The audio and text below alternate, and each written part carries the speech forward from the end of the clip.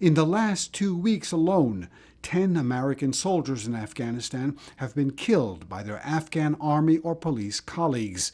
These so-called insider attacks could undermine America's plans to finally turn over all combat operations to Afghan forces by 2014.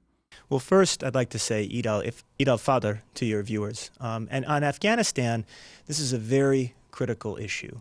The problem with the insider threat is that you've had an increased number of attacks. So we had roughly 21 last year what are called green-on-blue incidents. That means that a member of the Afghan security forces turned their weapon on a coalition member.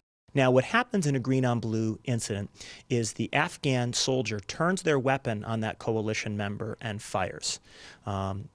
We saw 21, as I said, in 2011. We've already seen, just as of today, 32 this year, and we're on pace to double that number. So something is happening that is causing an increase in the number of these insider threat or green-on-blue incidents. What's behind the trend?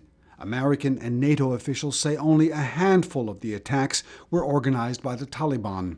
The thesis there is the cause is stress and friction, that you have people from very different cultures who are fighting together, who aren't necessarily seeing eye to eye, who increasingly the Afghans, they say, feel this sense of anger or they don't necessarily trust.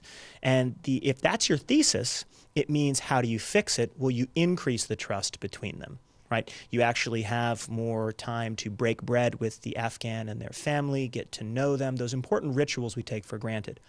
An alternative school of thought is these are not isolated incidents. These are directly related to a new strategy by insurgent groups like the Taliban to try to wither the NATO-led mission, the ISAF coalition, from the inside out. So I would say that even the isolated incidents reflect success in Taliban propaganda. They're telling a story about the war that NATO and the ISAF coalition are having difficulty countering. U.S. commanders have just ordered new security measures to counter the insider attacks. What I can say that I've seen is that there's been an increase in force protection levels.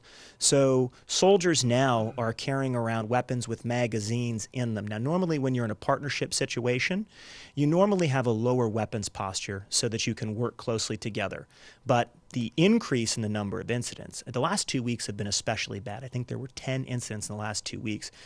They've hit especially the Marine Corps, had 6 incidents targeting the Marine Corps in 1 week, including the killing of 3 Marines in an Afghan's home during Ramadan. So very significant. The increased security measures will make it harder for U.S. forces to pursue a strategy of winning over their Afghan counterparts by spending more time with them. Insider attacks by Afghan soldiers are becoming a serious threat to America's strategy in Afghanistan.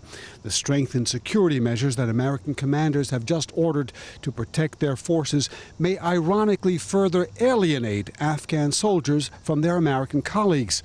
That's something the Taliban wants, leaving American officials with few options. Burton Bolag, KSA2, Washington.